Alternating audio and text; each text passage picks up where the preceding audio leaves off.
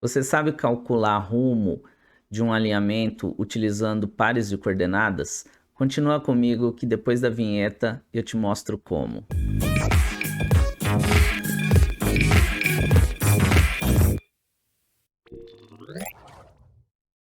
Agora sim, tela cheia. Eu sou o professor Rogério. Nesse vídeo a gente vai bater um papo sobre cálculo de rumo. Como é que eu faço para calcular o rumo de um alinhamento utilizando apenas pares de coordenadas. Mas antes de iniciar o vídeo, eu vou pedir para vocês se inscreverem no canal. Toda quarta-feira eu tenho postado vídeos novos. E se ao final desse vídeo vocês gostarem, deem o like de vocês, compartilhem com os amigos, comentem aqui embaixo, que isso vai me ajudar bastante a crescer e trazer assuntos mais relevantes e mais interessantes aqui para vocês, tá certo? Agora sim, vamos lá pro vídeo.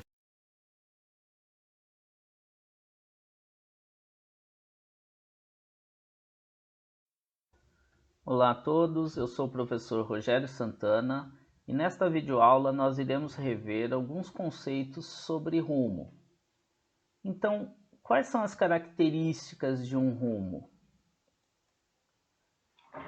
Primeiro, o rumo ele sempre vai partir ou do norte ou do sul, tá? Ele pode ser tanto no sentido horário quanto no sentido anti-horário partindo do norte, ou no sentido horário e sentido anti-horário partindo do sul. Os pontos cardeais, que aqui estão representados pelas iniciais em inglês, né, norte, sul, leste e oeste, eles vão determinar em qual quadrante que o rumo está. Okay? Então eu tenho o quadrante NE, o quadrante SE, o quadrante SW e o quadrante NW. Outra característica do rumo é que ele tem no máximo 90 graus, ou seja, ele vai de 0 graus até no máximo 90 graus, porque a gente trabalha por quadrantes. Vamos dar alguns exemplos para vocês. Então vamos imaginar que eu indique aqui, que eu represente, né, partindo sempre do centro desse círculo trigonométrico, os rumos, tá? Então eu tenho um rumo em cada quadrante, ok?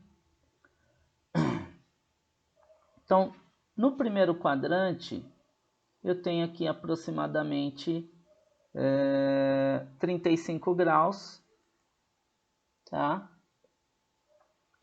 E vou colocar aqui uma corzinha, uma achura, para facilitar a visualização de vocês.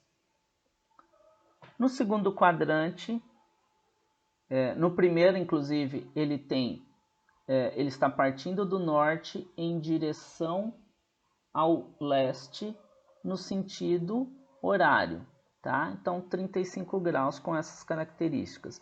No segundo quadrante, eu tenho um rumo de 45 graus partindo do sul, né, em direção ao oeste. Tá? No terceiro quadrante, eu tenho um rumo partindo do sul em direção ao oeste, tá? Com um valor de 73 graus, com uma direção, com um sentido de horário. Tá? E por último, nesse quadrante NW, eu tenho um rumo com 26 graus, tá? Partindo do norte em sentido anti-horário e direção ao oeste. Ok? Então, como se daria a representação desses rumos? Tá? Então, eu tenho aqui nesse quadrante NE, porque ele está partindo do norte e indo em direção ao oeste, ou ao leste, se vocês preferirem em português. Eu tenho 35 graus NE, tá? No segundo quadrante, eu tenho 45 graus SE, partindo do sul em direção ao oeste. Terceiro quadrante, eu tenho 73 graus SW, né? Porque ele parte do sul e vai em direção ao oeste. E o norte, partindo do norte em direção ao oeste, eu tenho o quarto rumo, né? 26 graus, ok? Então eu tenho um rumo de 35 nordeste, né? Eu tenho um rumo de 45 graus sudeste. Eu tenho um rumo de 73 graus sudoeste e um rumo de 26 graus noroeste, ok?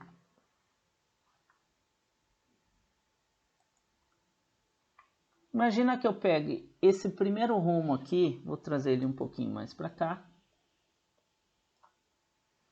Imagine que eu pegue esse primeiro rumo e transporte ele para cá.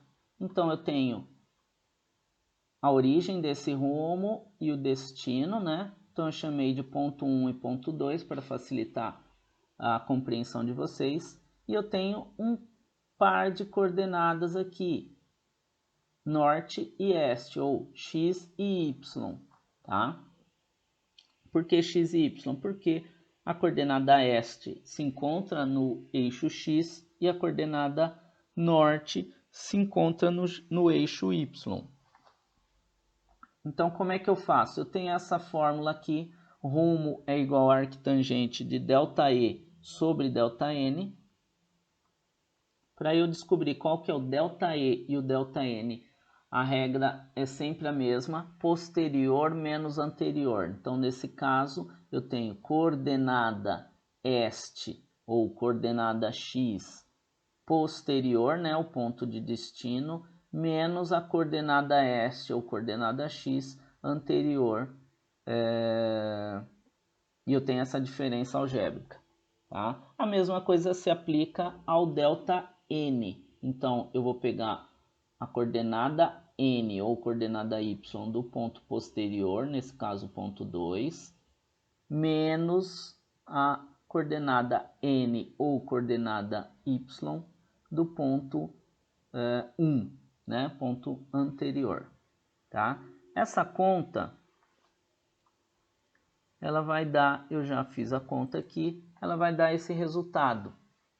Essa diferença algébrica vai dar 15.8422 dividido por 22.6251. É importantíssimo preservar o sinal, tá? Mesmo se der negativo, tem que deixar o valor negativo aqui. Então eu tenho arctangente, o valor dessa divisão vai dar 0,7020 e uma porção de outras casas. Normalmente eu utilizo todas as casas da minha calculadora, tá? Porque quanto maior a precisão, maior será a precisão do seu resultado, tá? Em graus, minutos e segundos.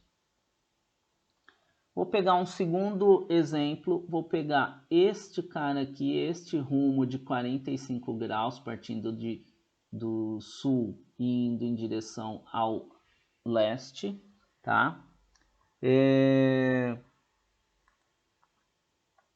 E vou transportar ele aqui para baixo. Pronto. Transportei ele aqui para baixo. Então eu tenho ponto 1 e ponto 2. Ele está saindo do centro aqui desse círculo trigonométrico nessa direção, né? Então eu tenho esse cara transportado para cá. Tenho suas coordenadas, tá? Do ponto 1 e ponto 2, chamei de ponto 1 e ponto 2 novamente. E isso me gera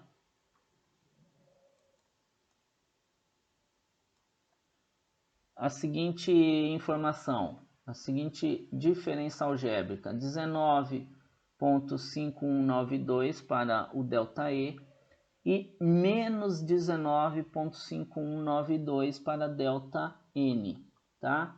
Essa divisão vai resultar em menos 1, logo, arquitangente de menos 1 é igual a menos 45. Aqui, por que deu menos 45? Vamos convencionar que quando eu estou no sentido horário, tá, de norte para este ou de sul para oeste, eu tenho valores positivos. Quando eu tenho valores sentidos anti-horário, como é o caso de norte para oeste e como é o caso de sul para este, eu tenho valores negativos, tá? Isso é uma convenção, ok?